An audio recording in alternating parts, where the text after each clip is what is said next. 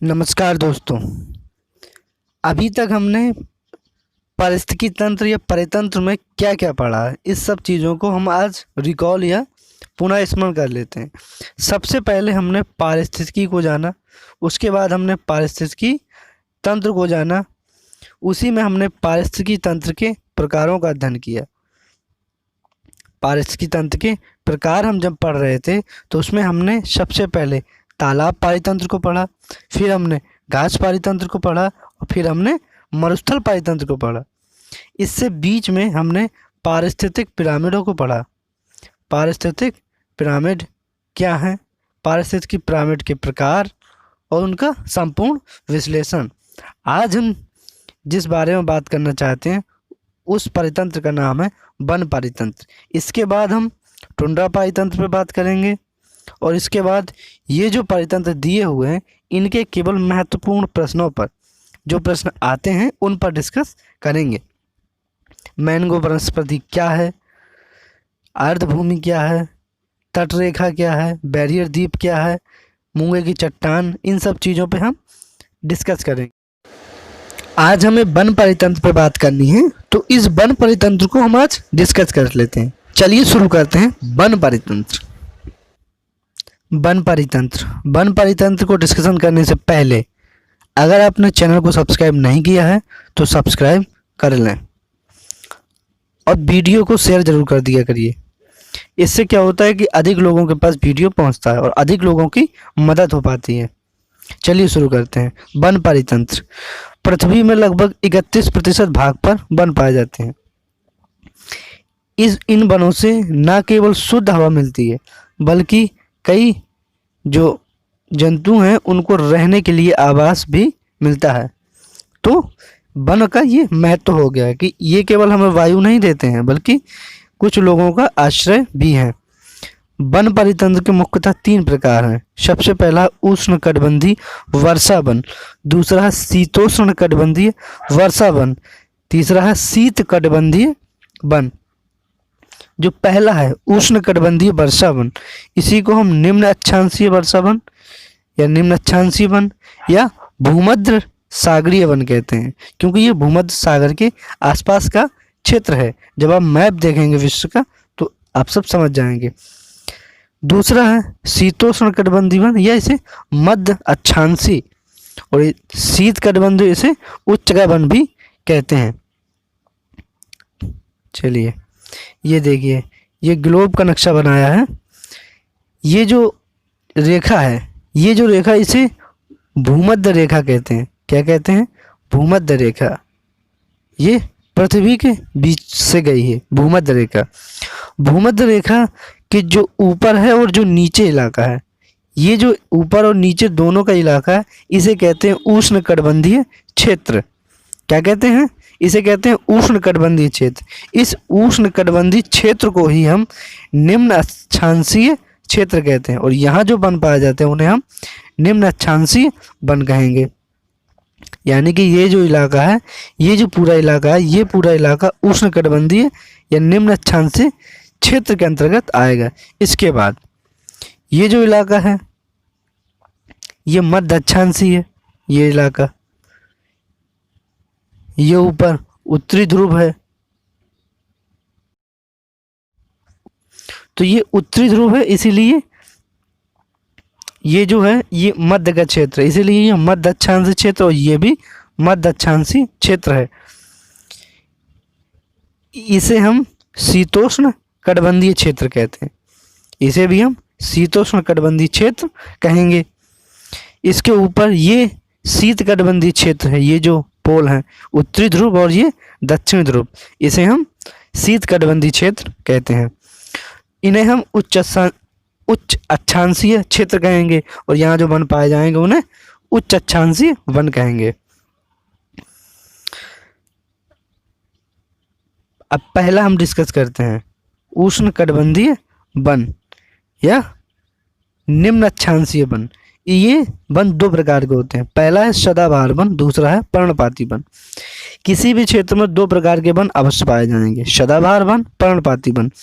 सदाबहार जो वन है उनमें लगभग 175 सेंटीमीटर से 200 सेंटीमीटर से भी अधिक वर्षा होती है, और पर्णपाती वन में 70 सेंटीमीटर से 150 सेंटीमीटर, 70 से 150 सेंटीमीटर, कहीं कहीं 200 सेंटीमीटर भी दिया रहता है, तो 70 से 150 तो होती है। जो इसमें एवरेज है वो 100 सेंटीमीटर होती है, एवरेज 100 सेंटीमीटर वर्षा होती है। सदाबहार वन डिस्कस करते हैं। यह भूमध्य रेखा के निकट पाए जाते हैं, यानी कि ये जो वन है ये भूमध्य रेखा के निकट पाए जाते हैं। भूमध्य रेखा के निकट पाए जाने का कारण, ये जो इलाका है, ये जो नीला जो है, ये यहाँ सदाबहार वन पाए जाते हैं, और इसके ऊपर जो केवल लाल है यहाँ पे पर्णपाती वन पाए जाते हैं। जो ये भूमध्य रेखा है, यहाँ वर्ष भर सूर्य की प्रकाश की किरणें सीधी पड़ती हैं, इससे इस क्षेत्र का टेम्परेचर अधिक रहता है, इस क्षेत्र का टेम्परेचर अधिक रहता है, इस वजह से यहाँ अधिक मात्रा में बारिश होती है। इसीलिए यहाँ जो वन पाए जाते हैं वो सदाबहार वन पाए जाते हैं। ये इसका मुख्य कारण है कि उष्णकटिबंधीय क्षेत्र में ही क्यों सदाबहार वन पाए जाते हैं, तो ये इस वजह से होता है कि अगर सूर्य वर्ष भर यहाँ चमकेगा तो टेम्परेचर बढ़ेगा, और टेम्परेचर बढ़ेगा तो जो वाटर साइकिल है वो बढ़ेगी, तो वाटर साइकिल की वजह से, जल चक्र की वजह से जल अत्यधिक मात्रा में वाष्प के रूप में वायुमंडल में जाता है और फिर वो बरस जाता है। इसीलिए यहाँ लगातार धूप निकलता है तो बारिश भी होती है, इस वजह से यहाँ सदाबहार वन पाए जाते हैं। सदाबहार वन यहाँ 200 सेंटीमीटर से अधिक वर्षा होती है, ये जान लिया। यहाँ का जो टेम्परेचर वो मिनिमम 18 डिग्री तो रहेगा ही, यानी कि 18 डिग्री से ऊपर ही रहता है, 18 डिग्री से ऊपर ही यहाँ का टेम्परेचर रहता है।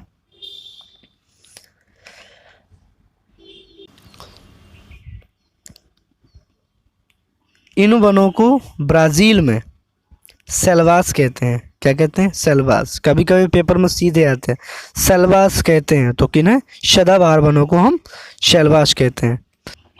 ये देख लीजिए सदाबहार वन कहाँ कहाँ पाए जाते हैं। ये जो क्षेत्र है, ये वर्ल्ड मैप है, ये जो क्षेत्र है, ये जो पूरा रेड बना हुआ है, ये जो क्षेत्र है ये सदाबहार वन क्षेत्र है, यानी कि जहाँ जहाँ ये इलाका नहीं दिख रहा ये सारे सदाबहार इलाके हैं। और दूसरा मैप देख लेते हैं, ये देखिए, ये उष्णकटिबंधीय क्षेत्र है, ये भूमध्य रेखा है, ये इसके आसपास का क्षेत्र है, यहाँ सदाबहार वन पाए जाते हैं। कुछ ऑस्ट्रेलिया में भाग है, अफ्रीका का तो है, कुछ इंडिया का भाग है, और ये कुछ दक्षिणी अमेरिका का भाग है।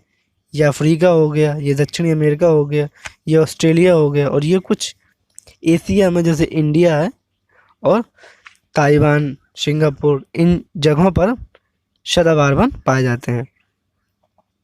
सदाबहार वन, इस क्षेत्र में 3 प्रकार की वनस्पतियाँ पाई जाती हैं। सदाबहार जो वन है उसमें 3 प्रकार की वनस्पतियाँ, विशाल वृक्ष जो बहुत अधिक लंबे होते हैं, अधिपादप जो इन पादपों के सहारे, जो इन वृक्ष इनके सहारे उगते हैं, और तीसरी है लताएं जो इन विशाल वृक्षों पर अपनी शाखाएं बना लेती हैं, लिपटती हुई चली जाती हैं, जैसे अमरबेल वगैरह। ये जो इलाका है सदाबहार वन वाला, ये है कहाँ? ये एशिया, अफ्रीका और दक्षिण अमेरिका तथा ऑस्ट्रेलिया में पाए जाते हैं। ये आपने मैप में भी देख लिया है कि एशिया का कुछ भाग है जिसमें भारत है, और भारत के पड़ोसी क्षेत्र आता है, एशिया हो गया, अफ्रीका हो गया, अमेरिका हो गया, दक्षिण अमेरिका और ऑस्ट्रेलिया। ये जो क्षेत्र हैं इन क्षेत्रों में सदाबहार वन पाए जाते हैं। इस क्षेत्रों में कौन कौन से वृक्ष पाए जाते हैं? जैसे महागोनी है, आबनूस है तथा रोजवुड। इस प्रकार के जो वृक्ष हैं वो यहाँ पाए जाते हैं, विशालकाय वृक्ष। शेर, हाथी, गैंडा, जंगली शुअर, ये यहाँ प्रमुख जीव पाए जाते हैं। तो ये आता है पेपर में कि महागोनी वृक्ष किन वनों में पाए जाते हैं, तो सदाबहार वनों में पाए जाते हैं। आगे है पर्णपाती वन। हमने जो पहला पढ़ लिया है, 1 मिनट, हमने सबसे पहले उष्णकटिबंधीय जाना। उष्णकटिबंधीय में हमने सदाबहार वन जान लिया। अब हम जान रहे हैं पर्णपाती वन।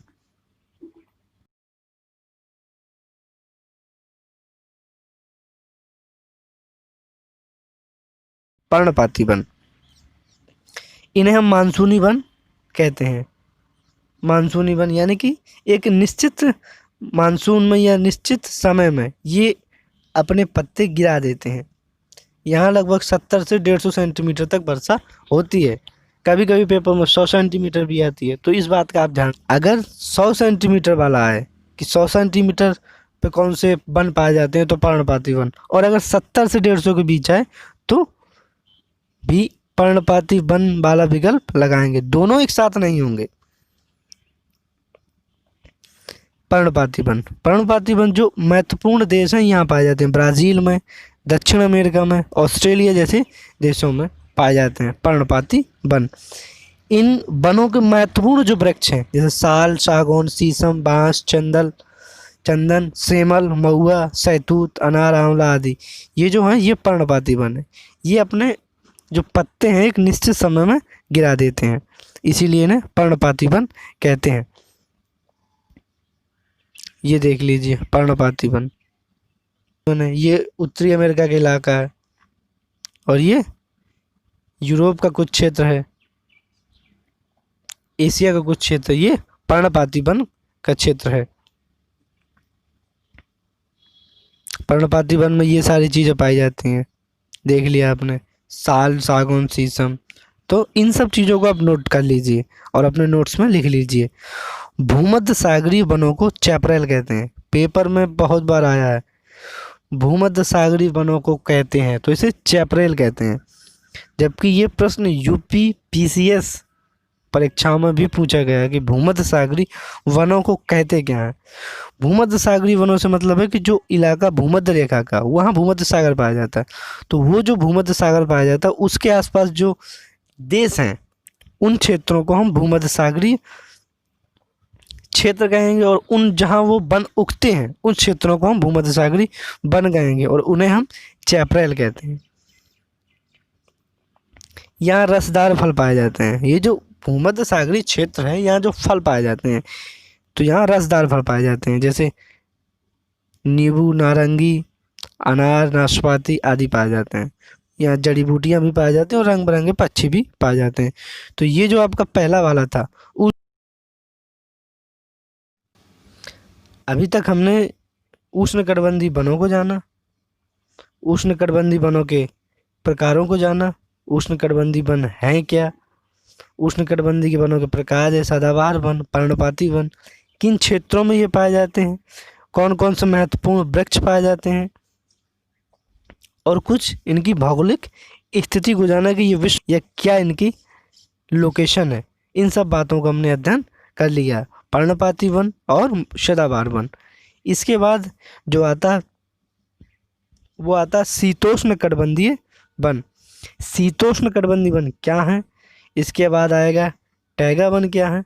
तो इन सब बातों को हम आज शाम को ही आपको एक वीडियो मिलेगा लगभग 6 या 7 बजे, 5 बजे भी मिल सकता है, तो लगभग 5 बजे के आसपास इन सब इसका कंप्लीट वीडियो आपको मिल जाएगा। अभी आप इसको देखिए, नोट्स बनाइए और निश्चिंत हो जाइए पर्यावरण के प्रति, क्योंकि पर्यावरण हम 25+ ला के रहेंगे, ये मेरा वादा है।